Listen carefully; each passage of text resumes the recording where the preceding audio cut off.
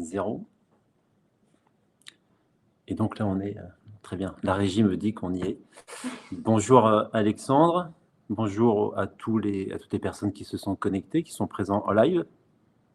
Et aussi bonjour à toutes les personnes qui recevront par mail le replay. On va encore un tout petit peu attendre que tout le monde s'inscrive, que tout le monde soit là. Alexandre, tu m'entends, bien évidemment? Ouais, bonjour Parce Jérôme. que c'est important. Bonjour à Tu tous. m'entends? Ouais, une discussion à sens unique, c'est très bien aussi, hein, bien sûr. Tout à fait. Moi, j'aime bien les monologues aussi.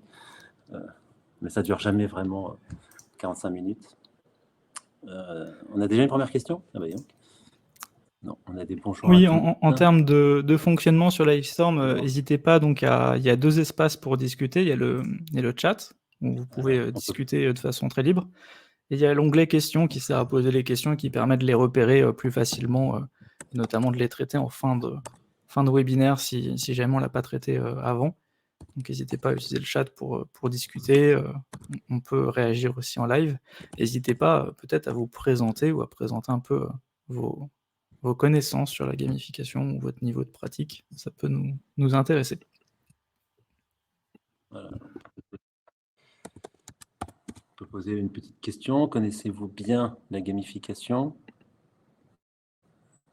N'hésitez pas à répondre à cette petite question.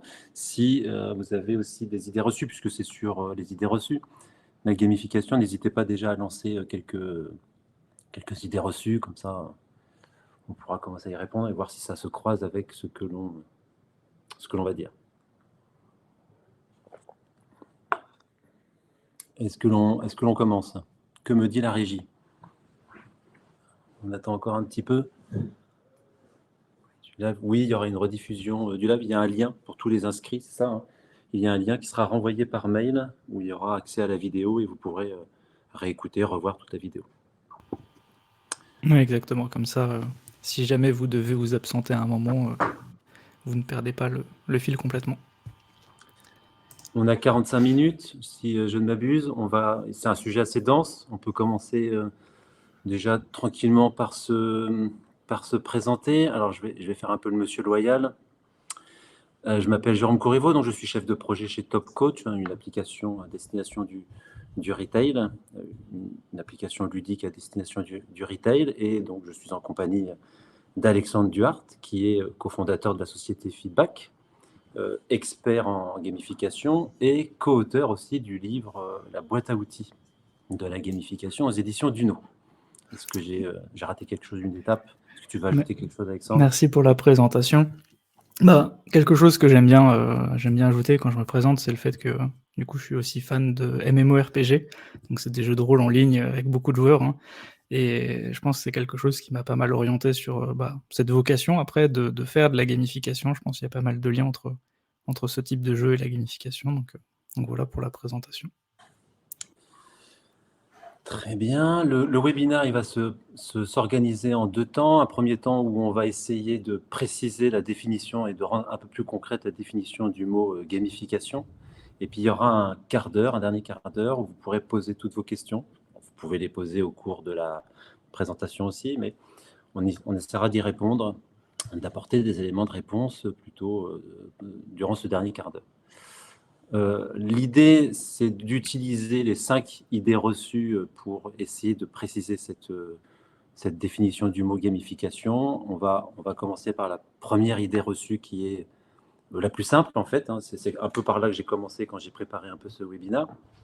La gamification, si on décompose le mot, on voit game qui signifie jeu vidéo, enfin jeu en anglais. Il y a fica qui vient de fare, facere en latin italien pour dire faire, fabriquer, et sion qui signifie action. Donc en fait, la gamification, ça serait tout simplement l'action de fabriquer un jeu. Et dans le cas des applications mobiles, par exemple, de fabriquer un jeu vidéo. Est-ce qu'on peut se contenter de cette définition pour aborder la gamification? J'ai l'impression que aujourd'hui, cette définition serait pas vraiment correcte. Alors forcément, le terme bouge un petit peu en fonction des tendances, mais à l'origine, l'idée de gamification, c'était vraiment d'illustrer le fait d'utiliser des mécanismes ludiques sur des sujets justement qui n'étaient pas des jeux. Et maintenant, nous, on essaye de pousser une définition chez Feedback qui est plutôt le fait que la gamification, c'est une méthode pour générer de l'engagement, pour inciter des personnes à changer de comportement, à passer à l'action, etc. Où on s'inspire effectivement des mécanismes ludiques, on le transpose sur des situations qui sont plutôt concrètes, et on vise des objectifs spécifiques, objectifs qui permettent justement de mieux choisir les mécanismes ludiques qu'on va choisir et qui vont permettre de se projeter pour avoir un projet cohérent. Quand je travaillais dans l'édition scolaire avec des personnes un peu sérieuses, parce que les enseignants sont souvent des personnes un peu sérieuses, on essayait d'introduire la notion de jeu par le serious game. Est-ce que le serious game, qui est une sorte d'immersion dans un simulateur pour apprendre des choses, si on le dit assez rapidement, est-ce que le serious game est une sorte de définition complémentaire de la gamification, ou c'est un élément qui fait partie d'un ensemble plus vaste qui serait la gamification?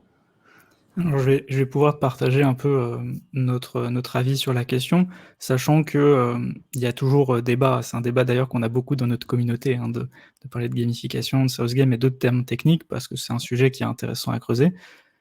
Pour des personnes qui ne sont pas forcément expertes et qui ne vont pas connaître tous les mots, nous on considère que c'est important de distinguer gamification et serious game, parce que dans la gamification, on est vraiment sur le fait de concevoir quelque chose, alors que dans le serious game, on est vraiment sur un produit, quelque chose de fini. Et effectivement, la gamification, on va être sur quelque chose où on va intégrer des éléments ludiques à une situation généralement réelle, sur lequel la personne va plus ou moins se rendre compte qu'il y a de la gamification.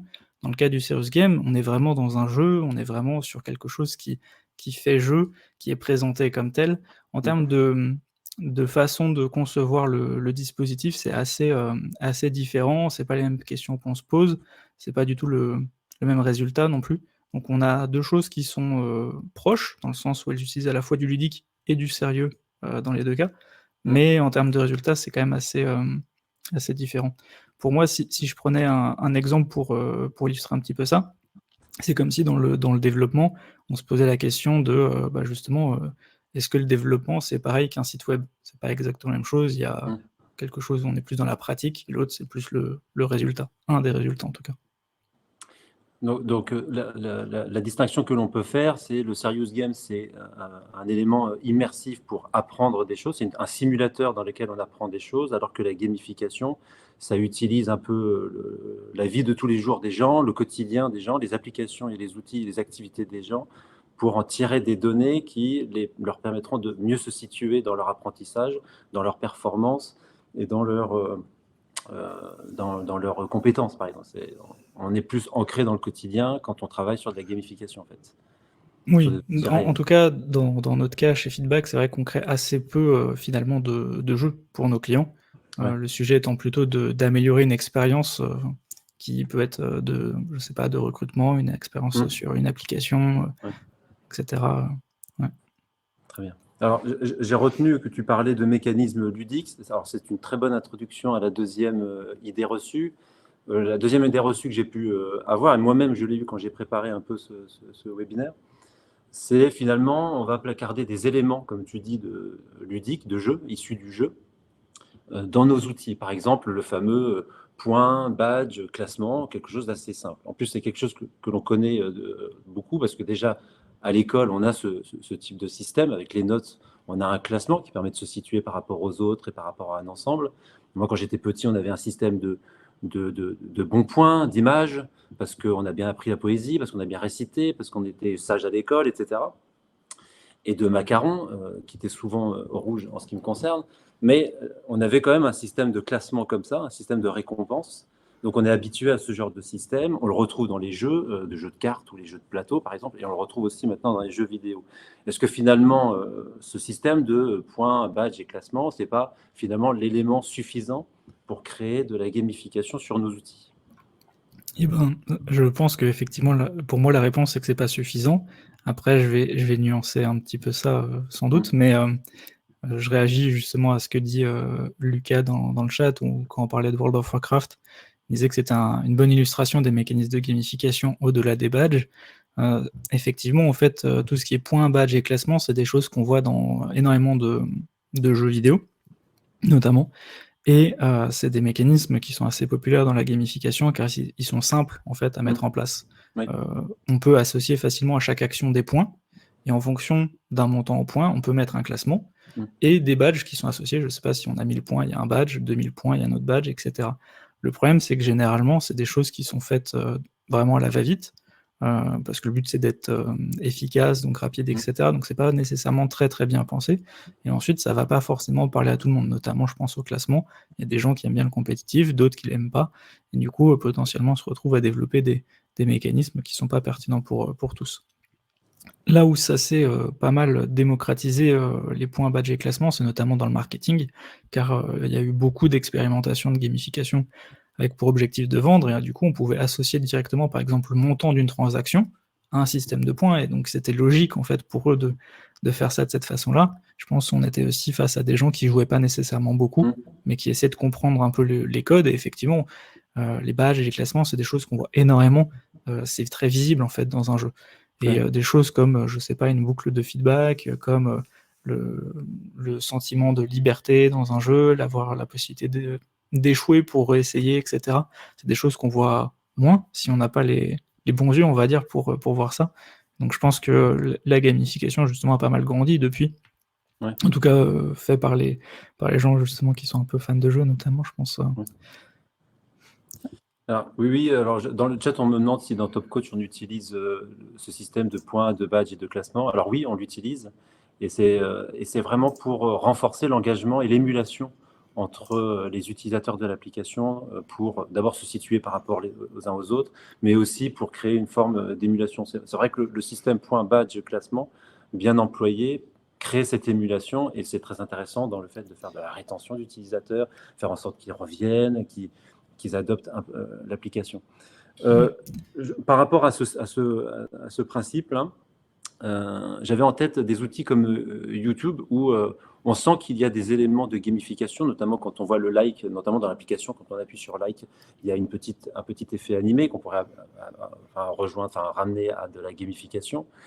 Mais on n'a pas de système de points, de badges et de classement. Et pourtant, de ce que tu dis, ça me fait penser au fait que l'algorithme pourrait travailler sous forme de classement, en ce sens que le youtubeur qui fabrique un contenu, il va réclamer sans arrêt des likes, des commentaires, rejoindre sa communauté, appuyer sur la cloche, s'abonner. Tout ça constitue finalement un ensemble de points et de badges, et l'algorithme réagit comme un classement parce que c'est lui qui va se dire eh bien, je vais davantage proposer ta vidéo et tes contenus, je vais les proposer pendant 1, 2 ou 3 journées, etc. Est-ce que ça aussi, c'est un principe de points, de badges et de classement? Est-ce qu'on peut l'interpréter comme ça? Complètement.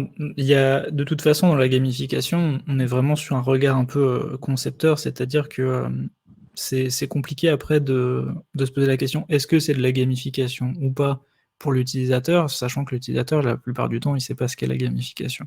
Donc, on va plutôt regarder au niveau du concepteur, est-ce qu'il y a une logique justement un peu d'engagement et ce genre de choses. Et effectivement, il y a quelques éléments de gamification qui sont assez marquants. Alors bon, il y a le classement des vidéos qui viennent de sortir, je crois que c'est le trend, quelque chose comme ça, enfin bref, ça permet de noter un peu quelles sont les vidéos qui sont un peu à la mode du moment. Il y a des catégories, etc. Enfin, c'est quelque chose qui est un peu visible, ça. Et comme le dit Lucas dans le chat, effectivement, le mode créateur de YouTube intègre des éléments de gamification, notamment parce qu'ils ont pour objectif de faire en sorte que les utilisateurs du mode créateur, donc les youtubeurs en fait, produisent régulièrement du contenu et comprennent mieux un peu les codes, etc. pour que ils restent sur la plateforme. C'est visible sur le mode créateur de YouTube, mais c'est encore plus visible sur Twitch, du coup, qui est une plateforme de streaming qui, à l'origine, était pour les gamers, et du coup, forcément, les codes étaient encore plus visibles, on va dire, vu qu'on s'adresse à un public qui connaît ces codes de façon assez poussée, quoi. Alors oui, alors c'est bien de parler de Twitch parce que je pense que ça va avec la troisième idée reçue. Twitch, puisque Twitch est orienté gaming au début, et moi quand je suis allé sur Twitch il y a quelques temps maintenant, où j'y vais de temps en temps, on n'y retrouve pas que des choses gaming, et dans ce cas, si on s'oriente vers des outils de gaming, de jeux, est-ce qu'on ne va pas se priver un peu d'une partie de son public? Parce que le jeu vidéo, enfin moi dans la tête, et d'abord parce que je viens aussi de l'enseignement où il y a beaucoup de femmes, et les femmes sont plutôt jeux sérieux plutôt que de faire du gaming, etc., etc. Donc j'ai plutôt cette idée reçue, cette idée reçue en tête qui est que finalement ce sont des outils à destination des hommes, des jeunes hommes, et pas des femmes. Et donc du coup on se prive de son public. Alors comment on y remédie? Est-ce que c'est vrai? Est-ce que c'est une idée reçue? Comment on y remédie? Eh ben, déjà, je pense effectivement, on peut s'intéresser un peu au public qui joue de façon générale aux jeux vidéo. On pourrait regarder aussi sur les jeux de société, les escape games, etc. Mais dans le cas donc des jeux vidéo, en fait, la moyenne d'âge est plutôt autour de 30 ans, des joueurs qui jouent au moins une fois par semaine aux jeux vidéo. Alors les jeux vidéo, c'est des jeux forcément sur console et PC, mais également sur mobile. Donc on retrouve en fait une gamme de jeux qui est assez grande, que ce soit les jeux assez intensifs, je sais pas, World of Warcraft, Fortnite, etc. Mais on peut aussi retrouver des jeux un peu plus sympas à jouer de façon casual. Je pense à Candy Crush, à Wordle, etc. Donc en fait, il y a pas mal de gens qui jouent aux jeux vidéo de façon régulière et du coup qui s'habituent à ces codes, même si il y a différents niveaux, on va dire, un petit peu de lecture des codes. Et du coup, quand on regarde justement ce public-là, on se rend compte que on est presque sur une parité homme-femme, je crois, oui, c'est peut-être 40%, 45% des joueurs qui sont des femmes. Le reste c'est des hommes. C'est quand même quelque chose qui est pas si genré que ça. Alors forcément, ça dépend peut-être un peu des types de jeux et de l'âge, et peut-être sur un public adolescent, peut-être qu'il y a des jeux qui sont plus marqués. Mais quand on s'adresse à un public adulte, en fait, on peut se rendre compte que oui, les femmes jouent aussi. Les personnes un peu plus âgées que ce qu'on pourrait avoir en tête comme profil type de joueur, bah, ils jouent aussi. La question, c'est plus comment on fait pour adresser les bons éléments ludiques à ce public-là. Nous, on utilise du coup les 9 leviers d'engagement, qui sont un outil qui permet d'identifier en fait plusieurs façons d'intégrer de la gamification dans un projet. On va pouvoir adapter ça. Mais si je prends l'exemple même d'un serious game, forcément, un public très gamer va être sensible à des serious games un peu complexes, avec de la profondeur de jeu, etc. Alors que un public peut-être plus novice aura envie d'un jeu un peu plus simple et peut-être un peu plus rapide. Mais ça, de toute façon, c'est dans la démarche de conception centrée sur les usagers, de se poser la question de quelles sont leurs attentes pour y répondre de façon efficace.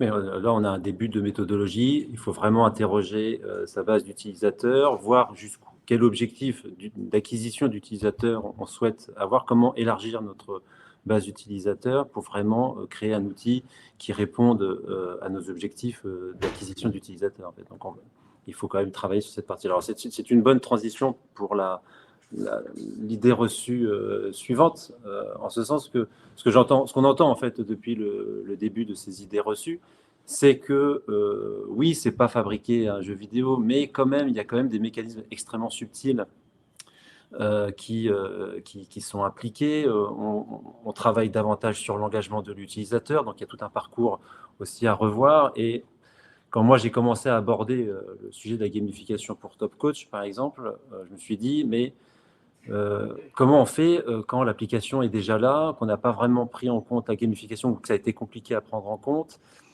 Ça doit être une charge importante de tout revoir, de tout transformer, de réécrire le code. On est vite noyé dans l'affaire. Donc, une des idées reçues que moi-même j'ai aussi pu avoir et que j'ai vu en préparant ce webinaire, c'est si je dois tout refaire sous la forme d'un jeu ou même d'une subtilité de jeu pour mon public, et ben c'est une forte charge, c'est une lourde charge en fait, c'est coûteux en fait, en temps, en argent, en homme, etc. Comment on s'y prend alors? Moi, pour répondre déjà sur le volet un peu, parce que ça reste lié sur le volet jeu, effectivement, j'ai tendance à croire que créer un bon jeu à but pédagogique ou marketing, etc., c'est effectivement quelque chose qui va quand même coûter relativement cher, parce qu'il y a quand même un temps de conception, il y a du dev, etc. Et généralement, on va chercher à faire quelque chose d'un peu différent, et du coup, sur mesure. Sur mesure, forcément, ça coûte un peu cher.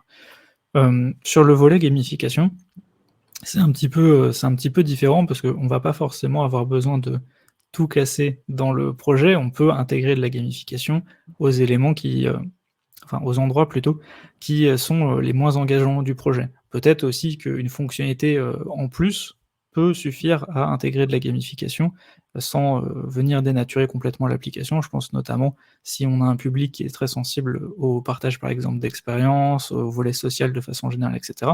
Peut-être que quelques mécanismes sociaux dans une autre partie de l'application peuvent suffire à booster l'engagement. Tout dépend en fait vraiment de quelle est l'ampleur, on va dire, du problème qu'on cherche à résoudre Mmh. et à quel point on imagine aussi avoir un retour sur Ouais. investissement, alors pas forcément financier, mais tout de même des retombées sur son projet. Donc il y a ce volet-là. Mmh. Après, tout dépend vraiment aussi de l'ambition du projet. On peut très bien, par exemple, simplement intégrer une barre de progression sur l'onboarding parce que les gens le complètent pas et que c'est néfaste pour l'application. Ou alors, on peut partir Oui. dans des choses beaucoup plus complexes. Je pense notamment, alors il me semble que c'est le Vatican qui a développé un peu l'équivalent de Pokémon Go qui s'appelle Jésus-Christ Go ou quelque chose comme ça. Et pour le coup, ça leur a coûté 400 000 €. Bon, effectivement, il y a il y a 2 poids, 2 mesures. Et Oui. et et du coup, pour répondre à la remarque de Lucas qui dit, «C'est une idée reçue intéressante, est-ce qu'elle est liée à de la méconnaissance sur le sujet?» En fait, oui, de toute façon, clairement, elle est liée à une méconnaissance du sujet. La plupart des gens ne savent pas exactement ce que représente la gamification, il y a encore besoin de démocratiser ça et à l'inverse, ça nous arrive, alors c'est pas pour la gamification, mais c'est plus pour les jeux, d'avoir des gens qui nous contactent, alors c'est rare, hein, bien sûr, mais qui nous contactent et qui sont étonnés d'avoir des coûts de conception un peu importants sur la création d'un jeu. Parce que Ouais. dans le commerce, on peut acheter une boîte de jeux à 20 €, donc ils s'attendent à payer des montants un peu similaires. Et Ouais. effectivement, bah, c'est pas possible. Non, c'est pas possible. Mais, du coup, dans ce que tu dis, il y a un élément de réponse quand même à quelqu'un dans le chat, Hélène Larmoire, qui parle de gamification quand on a un large public. Eh bien, en fait, si on reste dans l'optique de fabriquer un jeu vidéo, oui, ça peut être compliqué de s'adresser à un large public, mais comme la gamification, finalement, ça peut être ajouter une barre de progression, davantage travailler sur la communication sur les feedbacks auprès des utilisateurs lors de ces actions dans l'application, eh bien, tous ces petits éléments-là de gamification et pris finalement des éléments de game design et sont suffisants ou peuvent être suffisants pour créer de la gamification, en fait. Ça rentre dans le cadre de la gamification. Ouais, complètement. Et sur le fait qu'il y a un public très large, bon, bah, faut quand même essayer de voir s'il n'y a pas des tendances qui peuvent revenir, qui peuvent nous aider à choisir les mécanismes. Mm. Et après, peut-être se poser la question aussi de quels mécanismes peuvent apporter du plaisir à certaines personnes sans nuire aux autres. Je pense typiquement au classement. Le classement, c'est quelque chose qui va plaire à des gens et qui va ne pas plaire à des gens et on va potentiellement les désengager. Donc Ouais. c'est pas un mécanisme qui est très adapté, je trouve, quand il y a des profils très différents. Par contre, je sais pas, le fait d'avoir, par exemple, des éléments qui illustrent la progression d'un Mm. utilisateur dans Les barres de sa progression, oui, dans la voilà, création des la barre de profils, par pro exemple. c'est ça, la barre de progression. De façon générale, je trouve que c'est quelque chose qui, rarement va nuire, en fait, Mm. l'utilisateur et du coup, quel que soit le profil, ça reste quelque chose qui, je trouve est assez passe-partout. Sous réserve toujours d'être bien fait, parce qu'effectivement, une barre de progression, par exemple, où, on fait plein d'efforts et elle bouge jamais, Ouais. potentiellement ça va décourager les gens aussi. Donc, c'est ça qui est intéressant, c'est qu'il y a toujours cette question de comment j'adapte, à mon projet pour que ce soit fait de façon intéressante. Ouais, ouais, voilà, des petits points comme ça peut être intéressant, effectivement. Si je veux faire une transition avec la cinquième idée reçue, c'est le côté, enfin, on l'entend souvent, moi, quand j'ai préparé, j'ai lu pas mal d'articles là-dessus qui vantaient un peu les mérites de la gamification. Et du coup, l'idée reçue, c'est que la gamification, finalement, c'est la panacée. C'est-à-dire que si je mets des principes de gamification dans mon application, je suis certain de tripler, de doubler, de tripler ma base d'utilisateurs, mes abonnés. Enfin, à coup sûr, c'est la recette miracle pour y arriver.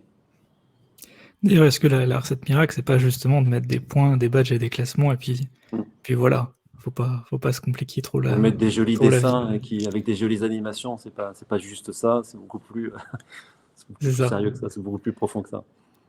Non, effectivement, la gamification a des intérêts, assez importants, hein, sur la question d'améliorer l'expérience, voilà, des questions d'engagement et cetera, mais c'est clairement pas une panacée. C'est un peu ce serait mensonger, en fait, de présenter ça comme ça, parce qu'il y a plein Mm. de cas où, rajouter, entre guillemets, une couche de gamification. Je dis une couche parce que dans certains cas, les projets sont très complexes et Ouais. la cause du problème, en fait, est tellement profonde que simplement intervenir sur de la gamification, ça ne suffirait pas. Je pense à, par exemple, des problèmes de management assez poussés ou des choses comme ça, où se dire on fait un team building, ou on fait une compétition sur je ne sais quel sujet, ça va pas fonctionner. Après, là où la question se pose aussi, c'est effectivement quels sont les résultats qu'on va avoir sur un projet de gamification.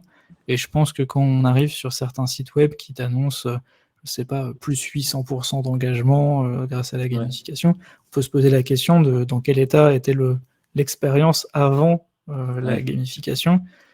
En soi, c'est pas très compliqué de changer quelque chose sur un site web et faire plus 1000% parce que le premier site web avait 0 résultat ou presque 0. Donc je pense qu'effectivement, c'est un peu mensonger de parler de panacée. Je pense que c'est important avant, et on parle déjà un petit peu des bonnes pratiques, mais c'est important en fait de se poser la question pourquoi on fait la gamification, vérifier que c'est pertinent et essayer de creuser un peu le sujet effectivement des résultats attendus, même si c'est très difficile actuellement d'avoir des infos sur d'autres projets de gamification de façon lisible et transparente. Ça, Il faut c'est un le problème. considérer comme un outil qui répond, enfin, qui peut être aidant pour répondre à un problème que l'on a soulevé dans notre application. Et ce que j'ai l'impression, c'est que c'est un outil qui sert principalement à travailler sur des problématiques d'engagement des utilisateurs. Alors, on a passé en revue les 5 idées reçues et du coup, avec ce que l'on s'est dit, on pourrait dresser déjà une autre gamification. Moi, quand j'entends gamification, j'ai l'impression que ce mot, il est un peu grandiloquent, il impressionne un peu, il dit pas vraiment ce qu'il est et que c'est beaucoup plus humble en fait.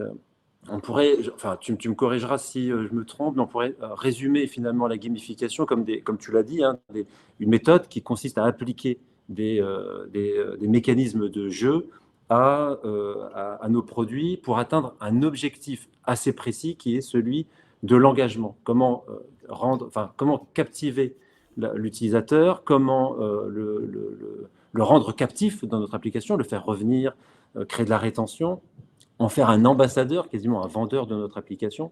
Et en fait, la gamification va nous aider à travailler finalement le parcours utilisateur. Comment soigner au mieux le parcours utilisateur.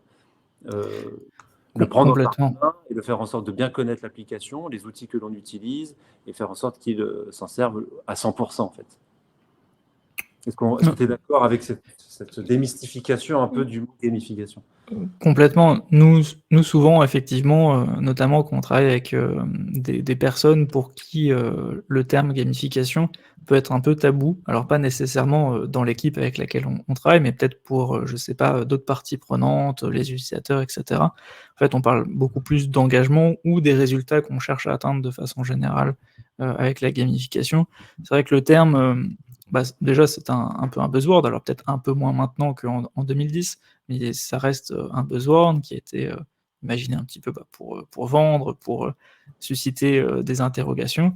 Et notamment en France, du coup, c'est un terme qui est un peu mal compris, dans le sens où on le confond beaucoup avec les serious games notamment, et d'autres idées reçues voilà, qu'on a pu voir ensemble aujourd'hui.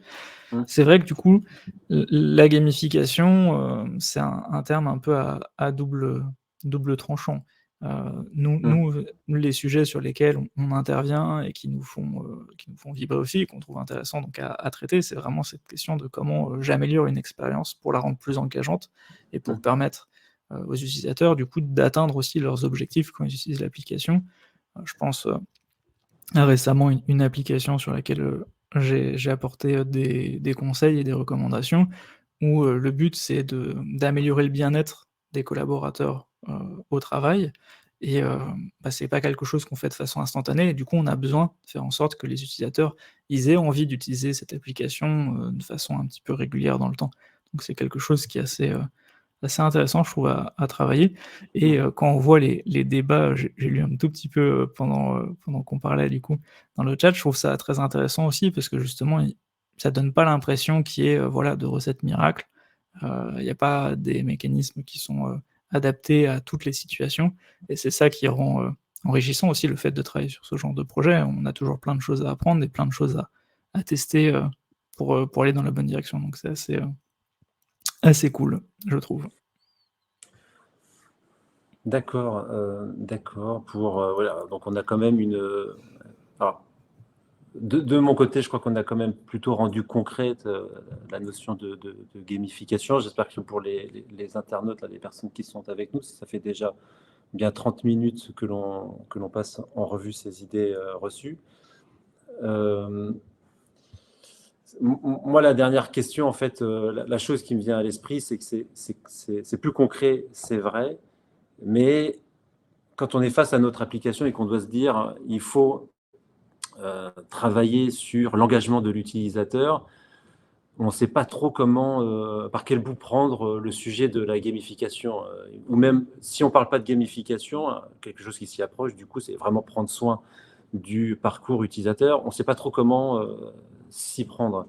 Est-ce que tu peux nous aider sur des bonnes pratiques, sur une méthodologie? Alors moi, je connais la méthodologie qu'on appelle le framework AARRR autour de l'activation, de l'action, enfin activer, acquérir, activer, rétention, mais aussi la référence, c'est-à-dire faire un ambassadeur de l'utilisateur. L'utilisateur devient un ambassadeur de l'application et aussi le ROI. Et j'imagine que finalement, cette espèce de framework-là, qui est le rôle de nom, hein, AARRR, est assez complémentaire et aide dans la méthodologie de la gamification, en fait.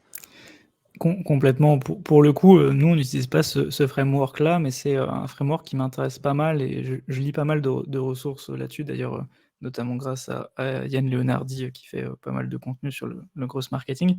Nous, on utilise plutôt une méthode qu'on a appelée feedback, c'est un peu plus facile à prononcer, mais sans vous en dire nécessairement trop et vous partager de façon trop marketée notre approche. Quelques bonnes pratiques à adapter pour faire de la gamification. Ouais. Moi, j'ai l'impression qu'il y a un vrai sujet sur le fait de ne pas commencer, en fait, par générer des idées. C'est un peu, contre-intuitif, notamment pour des gens qui débarquent un petit peu et qui ont envie justement trouver des idées de gamification pour les applications projet. Et c'est un peu contre-intuitif parce que du coup, un des premiers outils qu'on a développé, c'est les gamificards que vous voyez un petit peu derrière moi, qui est un jeu de cartes pour générer des idées de gamification. C'est pas par ça, en fait, qu'il faut commencer parce qu'on va pas forcément savoir quelles idées choisir. Donc, en amont de ce genre d'idéation, c'est assez important de se poser la question de pourquoi on fait de la gamification. Concrètement, c'est quoi nos objectifs? Et notamment, peut-être les prioriser pour justement pouvoir après prendre des décisions éclairées par rapport à ça. Ça va être se poser la question de notre public. Est-ce qu'on sait ce qu'ils ont envie d'avoir comme type de gamification ou tout simplement comme type d'expérience dans le produit ou le service qu'on leur propose? Est-ce qu'il y a des points dans le parcours utilisateur où on a déjà remarqué que ça se passait pas bien, qu'il y avait une perte d'engagement, et cetera? Et en fait, c'est tous ces éléments-là qui vont nous permettre, quand on génère les idées après de gamification et qu'on a besoin de faire des choix pour pas tout mettre d'un coup parce que c'est pas forcément intelligent, c'est ça en fait qui va nous aider à aller dans la bonne direction et à prioriser donc des éléments de gamification qui sont pertinents pour notre projet et qui va permettre aussi de différencier du coup notre projet de celui peut-être de concurrents qui n'ont pas exactement le même public ou pas exactement le même problème, etc. Donc c'est assez important de faire ça. Cela dit, et là il y a pas mal de débats justement dans le chat sur les mécanismes de gamification à utiliser, dans quelles situations, etc. Ouais. Une des meilleures façons de vérifier que ce qu'on a imaginé ça fonctionne, tout simplement c'est d'aller le tester. Donc ça implique de faire un prototype. Il y a plein de façons de prototyper, hein. Ça peut être avec des maquettes cliquables, ça peut être avec des choses un peu plus sophistiquées, comme des choses plus simples.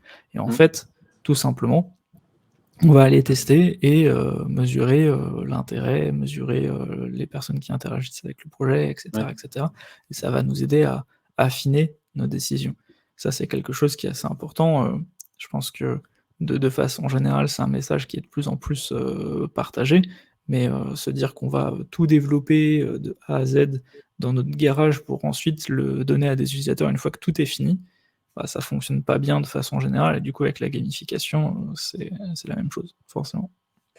Oui, il y a une remarque d'ailleurs complémentaire à ce qu'on s'est dit sur la gamification de la part d'Alexis Leclabar, hein, j'espère ne pas écorcher son nom, dans le chat où il dit la gamification n'est pas une solution de rêve pour résoudre un problème de tâche répétitive, par exemple. Si la tâche est ennuyeuse, la gamification ne va pas la rendre plus intéressante.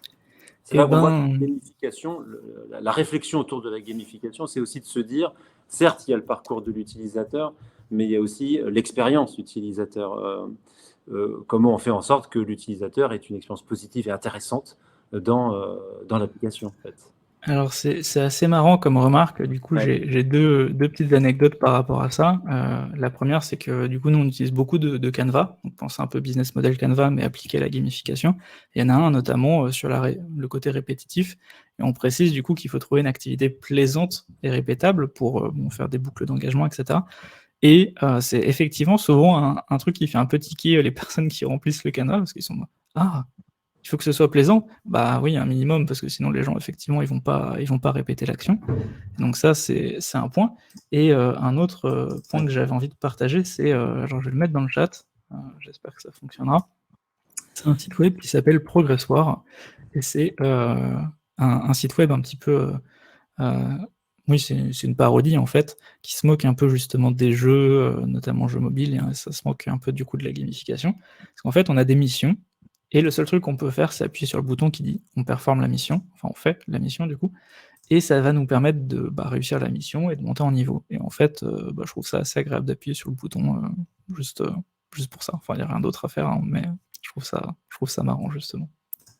Ouais, il y a une remarque qui est tout à fait intéressante aussi, c'est la gamification. Est-ce que c'est seulement au format digital? Alors moi, j'étais tombé dans mes recherches sur cette expérience. Alors je ne sais plus c'était où, dans une gare, où ils voulaient faire en sorte que les gens fassent plus d'exercices et plutôt que de prendre tout le temps l'escalator, c'était de prendre l'escalier juste à côté. Et pour ça, pour y arriver, ils avaient mis des touches de piano sur les marches de l'escalier et les gens pouvaient s'amuser à faire de la musique finalement avec le piano Mmh. dans les marches d'escalier. Et ils avaient remarqué qu'effectivement, il y avait beaucoup plus de gens qui utilisaient les escaliers parce que c'était amusant. Alors ça répond en même temps à la question de la tâche répétitive et ennuyeuse de monter un escalier, on va dire. Là, ça rend plus sympathique, plus drôle, plus amusant de monter un escalier. Il y avait une autre expérience, je crois que ça s'est passé à Amsterdam, où il voulait faire en sorte il y avait une grande avenue où il y avait beaucoup d'accidents de la route.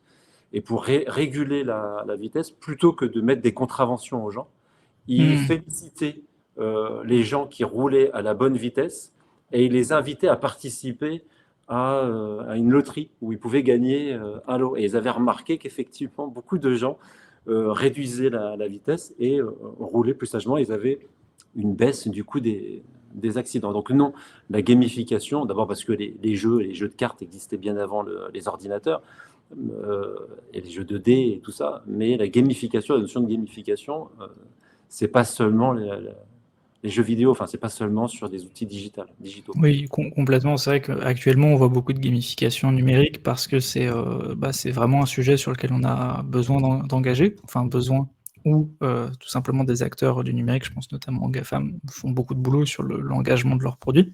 Mm. Et forcément, la gamification, il y a plein d'éléments qui vont être plus simples à mettre en place de façon du coup numérique. Pour autant, c'est possible effectivement de faire des choses physiques, notamment, moi j'ai travaillé beaucoup sur des questions d'écologie auparavant, conduite du changement, etc. Et il y avait beaucoup de choses qui se faisaient en fait, soit avec des fichiers Excel, bon, c'est un peu numérique, soit tout simplement en fait avec des feuilles de papier ou des choses comme ça, avant justement d'avoir trop développé des applications, des sites web qui permettaient d'avoir un meilleur suivi, par exemple des éco-gestes réalisés ou ce genre de choses. Donc effectivement, c'est assez passible. Après, comme ils le disent dans le chat, on parle de nudge, de créativité ludique, etc.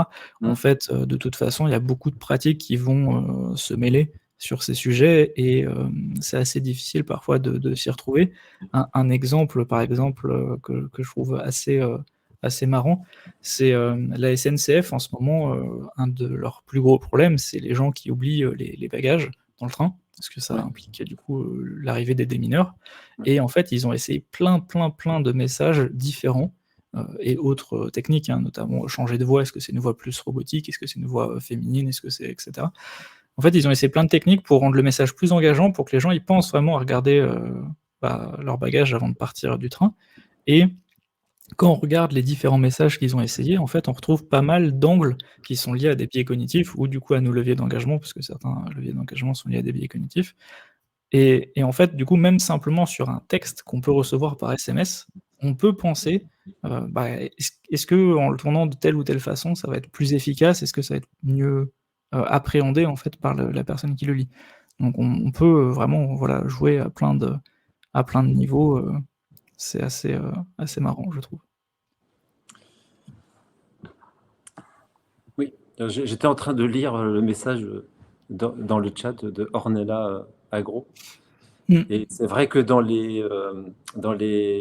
la préparation du webinaire, je me suis posé à un moment donné la question, mais de fait, si c'est pas la panacée, même si c'est sympa, etc., est-ce qu'il n'y a pas des déviances possibles à la gamification, par exemple, où on a mal traité le sujet de la gamification? Et justement, elle parle d'une expérience sur les poubelles sans fond, là, ça faisait un bruit étrange, et du coup, ça attire l'attention, et du coup, on participe un peu mieux. Et moi, j'avais lu une analyse où on avait mis en place un jeu comme ça, c'est-à-dire sur le tri sélectif, c'est-à-dire les poubelles jaunes, la poubelle verte, la poubelle marron, la poubelle du vert, etc. Et on invitait les gens à jouer et ça devenait un jeu. Sauf que l'effet perverse de cette gamification, c'était qu'il y avait une surconsommation. Alors que dans le cadre du tri et le cadre de l'écologie, l'idée c'est oui de trier, mais aussi Ouais. de moins consommer. Et du coup là, les gens se mettaient à davantage consommer justement pour jouer. Est-ce qu'il y a Mmh. d'autres exemples comme ça C'est toujours effectivement quelque chose à prendre en compte, hein, notamment autour des déchets ou ce genre de choses. Je pense notamment aux mégots, parce qu'un pote qui travaille avec nous sur Feedback, a rejoint récemment un éco-organisme sur la question des mégots, et on pourrait très bien dire: «Ah bah tiens, on va récompenser les gens qui jettent correctement les mégots à tel endroit», mais est-ce que ça les incite pas aussi à consommer davantage peut-être? C'est des questions qu'il faut se poser effectivement pendant la phase de conception.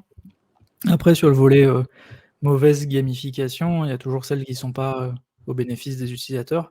Je pense, par exemple, à Uber qui utilise énormément, alors de la gamification et tout ce qui va être, automatisation autour des données, des connaissances en sciences comportementales et cetera, pour essayer Ouais. de pousser toujours plus loin les conducteurs. Mmh. Et le problème, c'est que c'est pas nécessairement, à leur avantage, au niveau, financier, mais surtout au niveau même santé, fatigue et cetera, et on peut même se poser la question, si les personnes sont trop fatiguées pour conduire, c'est pas forcément cool pour la sécurité non plus pas du conducteur, mais aussi des passagers, enfin. Ouais. Donc c'est important effectivement de se poser toujours la question aussi de qu'est-ce qu'on apporte avec la gamification à nos utilisateurs?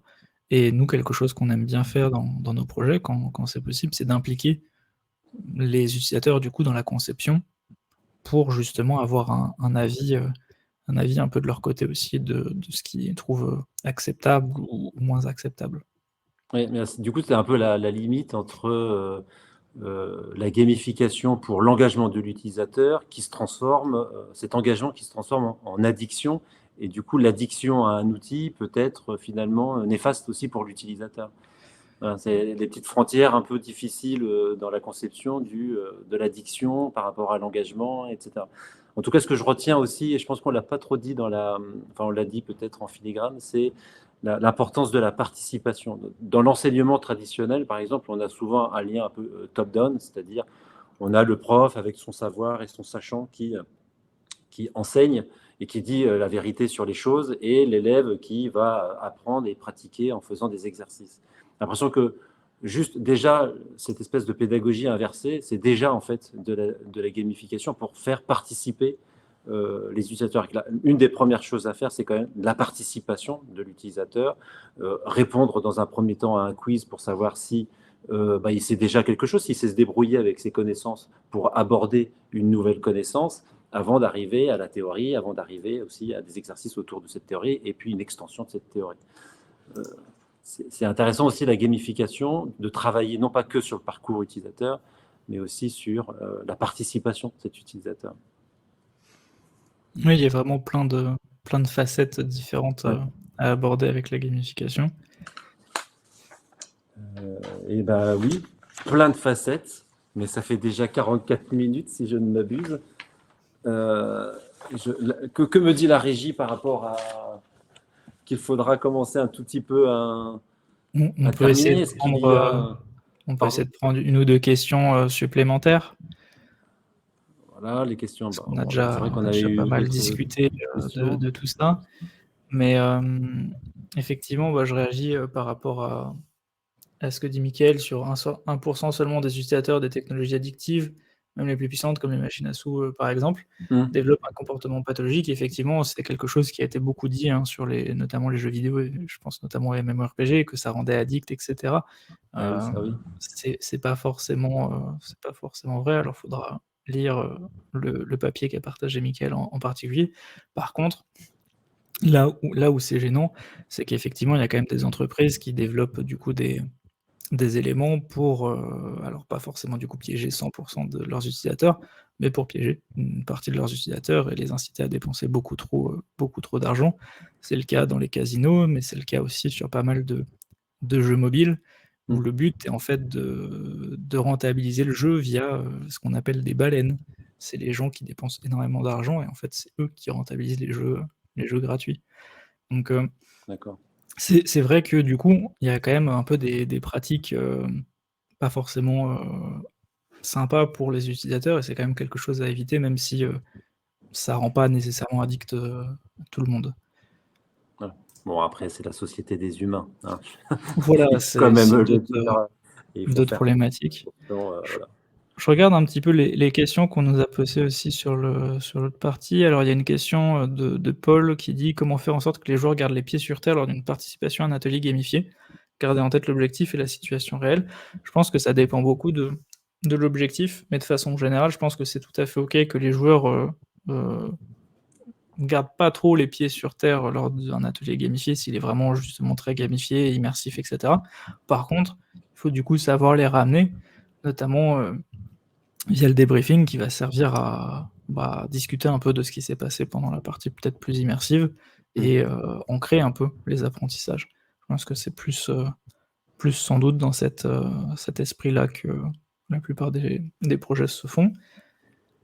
Je regarde un petit peu les autres Oui, comment faire? questions. Je regarde les pieds sur terre, effectivement, large. Alors, les profils de gamification, c'est vrai, il y a toutes ces histoires les 4 types du fun, comment on va croiser ça avec des idées de storytelling, de Mmh. principes immersifs, le degré d'engagement, etc. Tout ça, bon, après, ça fait partie un peu de la... Tu parlais aussi des 9 leviers d'engagement. Je pense que ça fait partie quand même d'une certaine méthodologie, comment aborder le sujet de la gamification par rapport à un projet, par rapport Oui. à une problématique donnée. Et dans ce cas-là, on va commencer à utiliser les méthodologies de Bartle, enfin les typologies de Bartle, Mmh. travailler sur des questionnaires, etc. etc.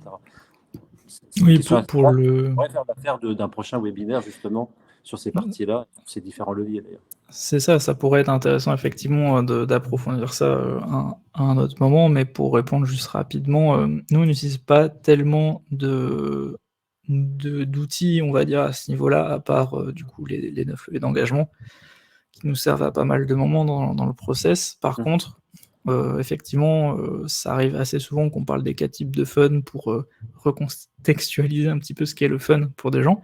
Ouais. C'est assez important. On parle beaucoup de Bartle, mais plutôt en formation parce qu'on trouve que c'est, un modèle qui est assez sympa à avoir en tête. Heu, enfin, c'est, je trouve, assez appréhendable par des gens qui découvrent un petit peu la gamification. Ouais. Et on travaille avec un doctorant en gamification sur notre questionnaire pour l'affiner et prochainement effectivement, peut-être proposer des profils de gamification si c'est pertinent et si c'est, quelque chose qui remonte un peu du coup du questionnaire. Normalement, il y aura un replay bientôt d'une conférence qu'avait fait du coup le doctorant avec qui on travaille sur ce sujet-là. Donc voilà et peut-être une dernière question, marrante pour la fin Alors, il y avant a une de dernière question dans le couper. chat. Il y a Alexis qui demande quelle est votre pire expérience de demande client? Oui, alors je viens Heu, d'avoir juste à l'instant. c'est une bonne question. Alors, en attendant que je réfléchisse, je réponds à la question de Paul qui dit: «Où pourra-t-on retrouver le replay du doctorant?» Alors, nous, on a une chaîne YouTube qui s'appelle Feedback Gamification, sur lequel on met pas mal de replays de nos interventions, et du coup, j'imagine que celle-là, elle rejoindra également cette page YouTube. Sinon, elle sera probablement diffusée dans notre communauté aussi, qu'on peut rejoindre via notre site qui est feedback.io. Pour la pire expérience, moi j'en aurais une enfin c'est une demande que l'on fait, ça m'est déjà arrivé, c'est voilà, on a un outil, on aimerait bien que les gens viennent un peu plus.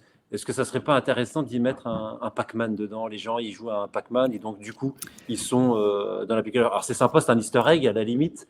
Mais est-ce que ça fait en sorte que les gens utilisent vraiment l'application? Je trouvais que c'était pas spécialement une demande très pertinente en fait. Le volet historique, ça peut pourquoi pas fonctionner, mais effectivement, c'est compliqué, je pense que ce soit super différenciant et tout ça. Mais du coup, ça m'a fait penser à une demande que j'ai eue il y a déjà quelques temps. On a régulièrement des demandes un petit peu bizarres, mais celle-là m'avait fait pas mal marrer. C'était la SNCF qui, du coup, avait annoncé, parce qu'il y avait une petite phase de présentation, ils disaient voilà, on travaille sur un projet où on a besoin de gamification pour essayer de retirer un peu de la frustration chez les personnes qui sont piégées dans un TGV en retard. Et effectivement, je prenais beaucoup le TGV, donc c'est une situation qui n'est pas très agréable, et des fois les gens ne sont pas contents. Bon, donc il y a un vrai sujet. Donc j'ai fait un rendez-vous avec une équipe de la SNCF à ce propos. Et en fait, du coup, on m'a dit on veut le Clash of Clans SNCF, parce que comme ça, quand il y a un problème de TGV, paf, les gens ils vont sur Clash of Clans SNCF, ils s'amusent, et pof, la situation est réglée. Et du coup, je leur ai expliqué gentiment que forcément, c'était pas du tout une bonne idée pour pas mal de raisons, pour des questions justement qui sont en lien avec nos idées reçues, hein. C'est que faire un jeu vidéo, c'est peut-être pas la bonne idée, que ça coûte cher, que si les gens ils veulent jouer à un jeu, ils peuvent aller sur des jeux grand public qui sont beaucoup mieux faits, parce que plus de budget, etc. Et surtout, en fait, c'est un peu infantilisant, parce que du coup, on dit vas-y, occupe-toi pendant que les grandes personnes elles s'occupent du problème, mais on ne dit pas ce que c'est le problème non plus, hein, parce que ça, c'est SNCF. Enfin, bref, rien qui allait, et je leur disais, mais peut-être que ça pourrait être bien déjà de comprendre pourquoi il y a un souci, et d'aller parler un peu aux utilisateurs. On me dit ah non, non, nous on fait un jeu, et c'est tout. Du coup, je leur ai dit bah moi je fais pas un jeu et c'est tout, et puis bon, on s'arrêtait là. Mais bon. Voilà, on va refiler des bonbons aux voyageurs, ça va les calmer, le temps de régler le problème. Ils vont rester 6 heures dans le train de plus, hein, comme c'est déjà arrivé, mais ils sont contents, ils ont des bonbons. Incroyable. Ça peut être une pire expérience, effectivement. Ouais, c'était marrant.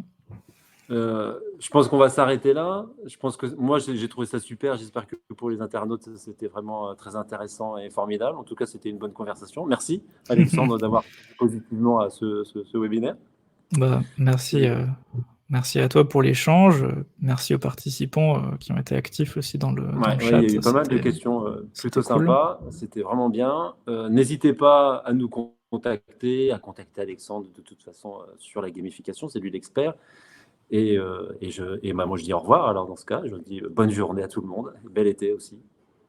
Ouais, et puis à bientôt, du coup. À bientôt, oui, sur la suite. Ouais, bonne journée. De la gamification. Merci tout le monde. Au revoir et bel été.